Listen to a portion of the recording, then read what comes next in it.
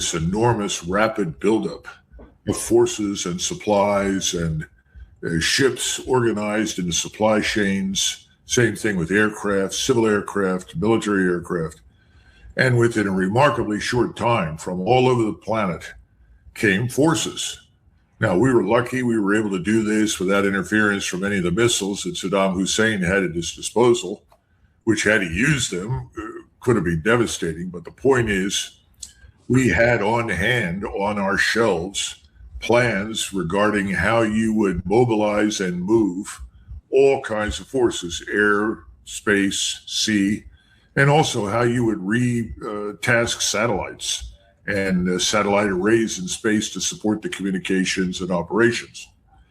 So we were prepared because we had spent decades preparing potentially to fight the Soviets in Central Europe.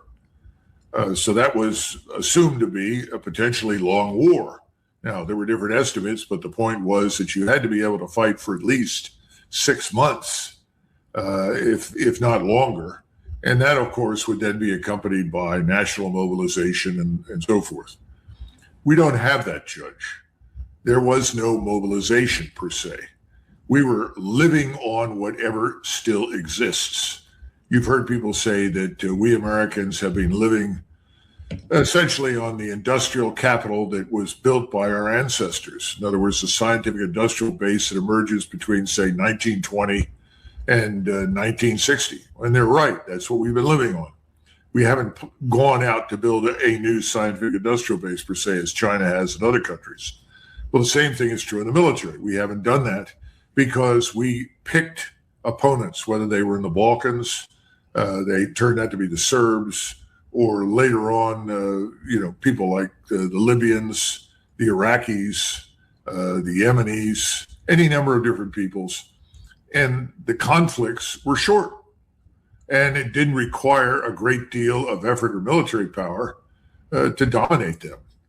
And so we became used to this particular setting. This was the problem the British had before World War I. They were used to fighting what they called opponents inside the empire. And for our purposes, the Middle East, Africa, maybe Latin America under certain circumstances, but no preparation to fight a powerful continental enemy. So what do you get? You get what we've got. You take what you have, you hurl it at Iran, which was from day one grossly underestimated and misunderstood, and you come up short. And so we have a Navy that was not prepared for long terms at sea, didn't have the depth in the force, didn't have the depth in the personnel, and we're paying a price for it right now. So Benjamin Netanyahu apparently talks President Trump into fighting the war on two occasions, around New Year's Eve in Mar-a-Lago, and then about 2 weeks later at the White House. 45 days later, the assault begins. Is that enough time to organize and prepare something of this magnitude? And does the Pentagon consider the economic and cultural responses to war at home, or is that out of the Pentagon's purview? Well, I think, number one, the 45 days were not enough for what we set out to do. And this goes back to some misapprehensions. President Trump decided to embrace the Israeli assessment. Remember, the initial assessment was this government may fall apart in 4 days, at the most 2 weeks. I mean, we went through this during the Kosovo air campaign, where the comment was made when the military was asked by President Clinton, what do you think? How long is this going to last? And the answer was a few days, 10 days, maybe 2 weeks at the most. Well, it went on for 78 days. And we know that it ended when Strobe Talbot was able to go and bribe Yeltsin to drop Milosevic, at which point in time the Serbs said, well, the game's up, we pull out, we don't have any Russian support. Well, you have something similar right now, except there's nobody you can bribe. Nobody's going to listen to you. So you're stuck. And your opponent is prepared for the long haul. They've spent 20, 30 years preparing for what they thought would be an inevitable war against us. So no, 45 days was not enough. Now, as far as the second thing is concerned, when you start asking hard questions about yourself, about what is the social cohesion of the United States? What's the impact on this all-volunteer force, which in the aftermath of Vietnam, let's be frank, was kind of an expedience. It was designed to get us out of a very bad situation with the American public. And again, that force was fine for Iraq and the circumstances and the duration of that campaign, but not much beyond that. And then we made it smaller. So I think the answer to the second question is probably no. And then you've also misjudged your opponent. It's not just a question of how are we going to react and what do Americans think. I don't think there was any thought given to the possible requirement that you'd have to go out there and convince Americans that this was an existential threat and that our response had to be an existential one. It's not. Nobody believes that. And subsequently, all the efforts by the media, which is in the hands of Zionist Jewish forces, as well as the usual suspects and all the newspapers, the television, so forth, all trying to tell us, Iran is going to launch nuclear weapons in 5 years and destroy Los Angeles if we don't do this. Well, that's nonsense, and everybody knows it's nonsense. So it hasn't worked. Do the people that really bear the burden in this war, take, for example, the 5,000 sailors and Marines, I guess it's both genders, male and female. I don't know if they have male and female on the USS Abraham Lincoln, but do people like that understand that they're not fighting a war for the United States of America? I think if they did not understand it when we left to go fight, I think large numbers of them now believe that. Yes, I think they know this is not an existential threat to the United States and that we're fighting for some other purpose. And I'm not sure they're clear on that purpose. Someone has told them we have to destroy Iran. We have to open the strait. And they'll listen to that to a certain point, but no one has bothered to explain that this entire war is a product of the Greater Israel Project. The decision after the 7 October attacks to sort of repurpose the response to the Hamas attacks, which we now think in retrospect were allowed to happen, but to repurpose those attacks in a way that would justify a regional war for Israeli Jewish supremacy, tied up with interests here in the United States. So I think people have said, wait a minute, where's the Imperial Japanese Navy? It's not out there. We're not fighting it. Where's the Soviet Navy? It's not out there. We're not fighting it. Then what are we doing? And I don't think most people are very happy with the outcome. Where's the Wehrmacht? It's not there. That's right. Right. How do we know? Well, let me backtrack a little bit. Benjamin Netanyahu not only talked Trump into this absurd war, he talked him into participating in an assassination of the Ayatollah.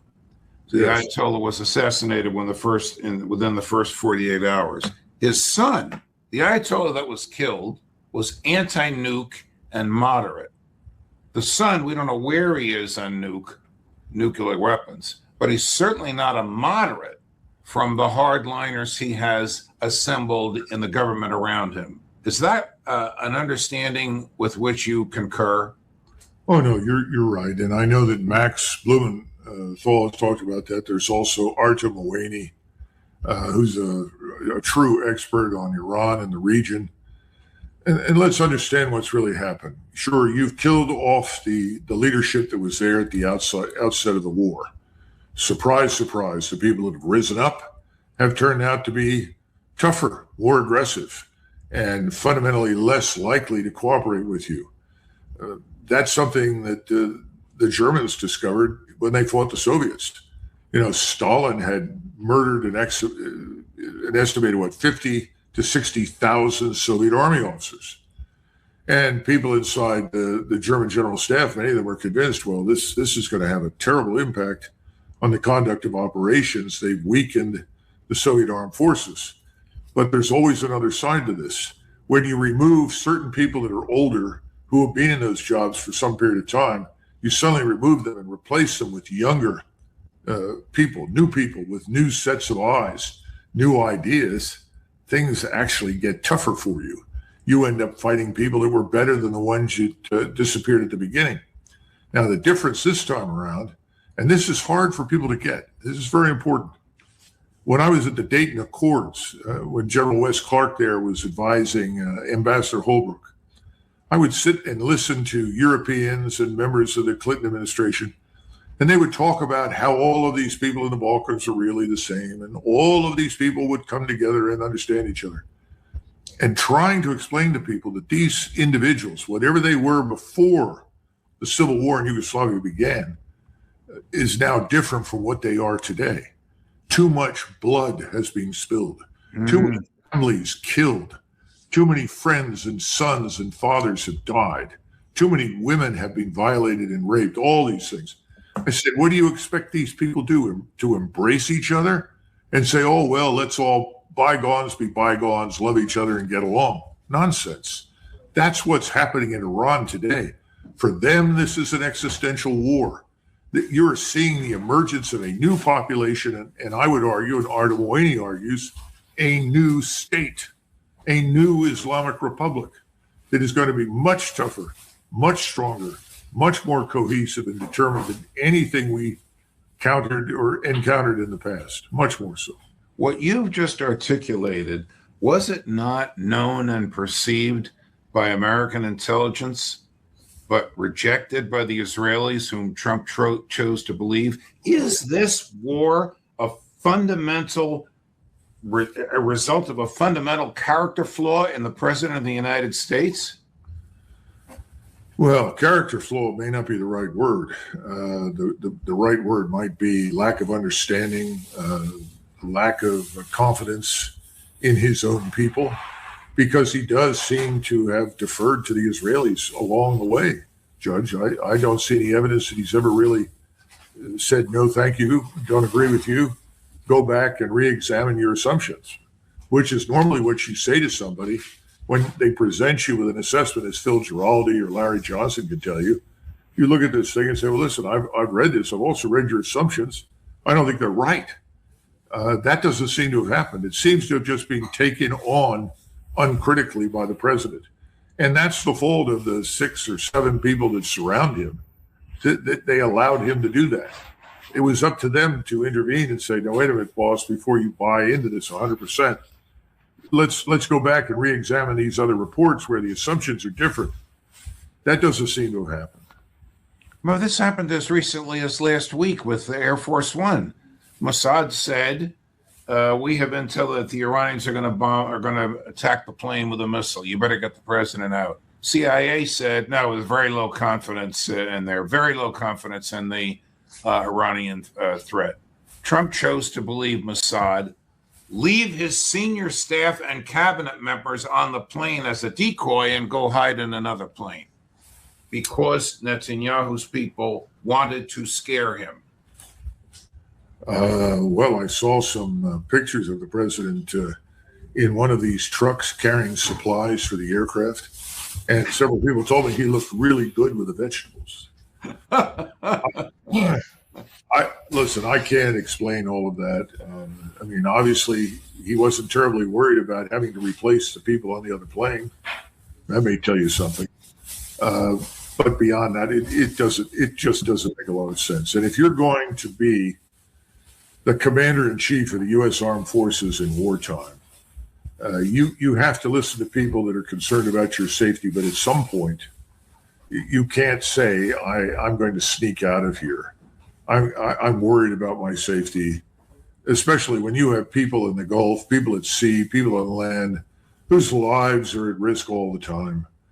At some point, as president, you say, look, okay, thanks. I'm going out on Air Force One. If I don't go out on Air Force One, people will genuinely think there's something wrong. There isn't. And I don't want to be viewed negatively by the men, women that I command in the armed forces. But that did not occur to him. Colonel, to Ukraine, did the United States Army and the Ukrainian Army recently engage in war games in Germany? Well, this appears to have occurred in May, June timeframe. Maybe it started in April. I think I sent you the blurb about it. We conduct these kinds of exercises on a routine basis. But it's important to pay attention to this because there were apparently people quite surprised that the Ukrainians, who of course been at war now for 4 years, came in and they employed tactics that had been employed against them, and some of the tactics they've employed against the Russians. And it turned out we were completely unprepared for it, and we were annihilated. Now, why is this important? Does this say our army is terrible or our navy isn't right or anything else? No, that's not the point. The point is that a lot of years have gone past. Things have changed dramatically. If you were going to point to an analog for the battlefield that we face today, in other words, what you have on the ground in Ukraine, and to a lesser extent, what we're seeing today with Iran, looks a lot like World War I, Judge. In other words, people went into World War I prepared for a war of maneuver, and they lost hundreds of thousands of dead, hundreds of thousands killed, and were then forced into static positions of defense. And then it suddenly became very clear to everyone the defense was superior to the offense. We spent the next 4+ years trying to break out of this defense posture, really never did. The war ended because of a state of exhaustion, and I would argue on all sides, not just the German. So the point right now I think we need to take from this is that this is a very different warfare state right now. When I say state, I mean condition. It's a lot like World War I. You're not going to be able to do the things you did in the past, behave as you did in the past. You're going to have to prepare for a very lethal environment that's different. And we're going to have to live with this environment in which the defense is superior to the offense. And I hope somebody is looking at it for that standpoint. It goes also back to the other comment. It's time to start preparing to fight a long war, because any war you get involved with as a result of the changes in technology is likely to be long, not short anymore. That assumes that you're going to travel anywhere to fight anybody. That's another question. So I think it's a good thing this information has gotten out. I hope the senior military leadership of the Army and the Marines, everybody's looking at this, because we've got to come to terms with it. If we fight in the future, we've got to expect to confront this kind of lethality and threat. We've got to plan for it. We've got to find a way to counter it. To me, it's almost inconceivable that the Ukrainians beat the Americans and that the Ukrainians had time to engage in war games when they're fighting an existential battle against a military 5 times their size. Well, we've paid for that. We brought them out, we set them up, and they were enabled to do this. I think whoever did it deserves credit. It was a smart thing to do. And, you know my view on this whole thing. The war, for all intents and purposes, on the ground is lost. Ukraine is not going to win anything. There is not going to be any comeback. The question is, will there even be a Ukrainian state in the future? But we can learn from this. So I'm glad that they brought out these veterans. And we did this in the 1970s. If you go back to 1977, 78, 79, there were still German generals alive who had fought on the Eastern as well as the Western fronts, fought against us, the Soviets and the British. And they did something similar with NATO. And then they were brought in to reorganize the way NATO should fight if it has to fight the Soviets. And when they were put in charge and they were allowed to make those changes, they defeated the Soviets. We had lost over and over and over again. That's one of the reasons they brought them in. I do think they had an impact, and you see changes in the U.S. Army in particular in the 1980s that reflect that influence. So this is a good thing, and we should not misinterpret it. It's not a bad thing. What would have been bad is to run another rigged exercise, and we certainly have done a lot of those, Judge. What is the U.S. doing in Ukraine now? The United States continues to provide valuable intelligence at every level to those few forces that are left, especially those that have the capacity to launch long-range drones and missiles. And this data is very detailed. I mean, you have U.S. Army and Air Force surveillance aircraft that fly along the periphery of Russia and Ukraine. You have our overhead satellite pictures.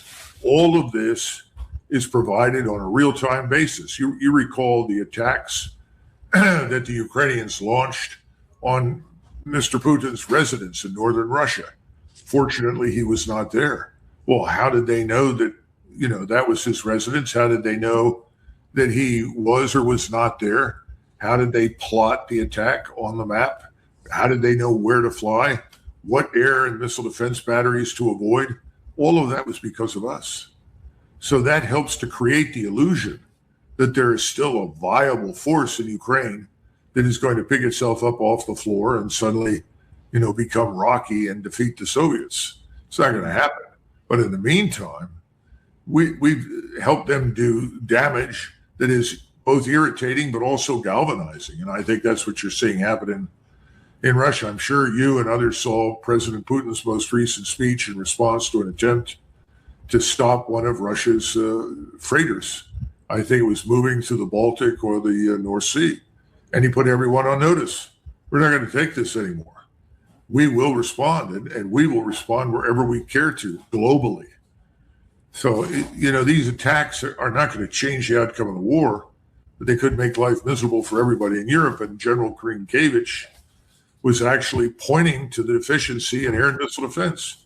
Even if we had everything in Europe now that we had just a year or two ago, we'd be lucky to cover 5 to 10% of the critical targets in NATO. So he's saying it's worse now than ever. Yes. Well, here's President Putin. I don't know if this is the speech to which you refer. This is just 2 days ago. He's in uniform. He's addressing troops. And it sounds to me like he's going to attack NATO facilities. Well, you tell me what you think. Chris, number 12. NATO is gradually seeping into the area, and new military political blocs are being formed right before our eyes. New weapon systems are currently being deployed and are also planned for deployment here, which pose serious threats to our country as well. Tensions are also being significantly ramped up in the neighboring Arctic zone, which we have already mentioned, specifically regarding the ongoing use of the Northern Sea route. Although Russia has always, and I truly mean always, consistently advocated for and now confirms its full and complete readiness for broad international cooperation and utilizing the many strategic advantages of the Northern Sea route for the mutual benefit of everyone involved.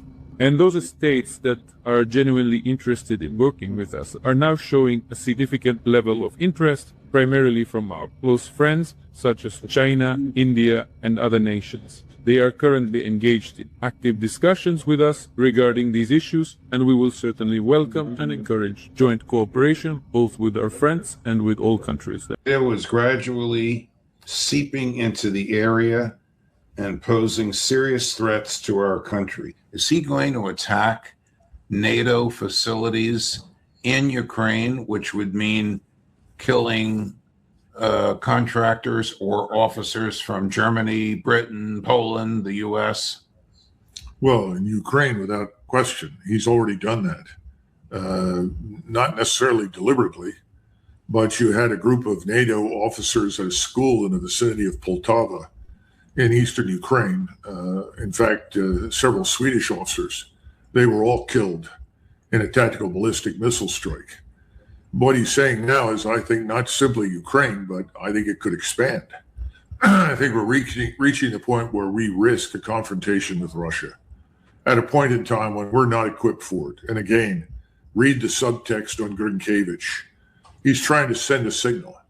If the Russians decide to move decisively with theater-range ballistic missiles, cruise missiles, or unmanned systems against specific targets in Romania, Poland, Germany, Latvia, Lithuania, wherever, there's nothing he can do about it.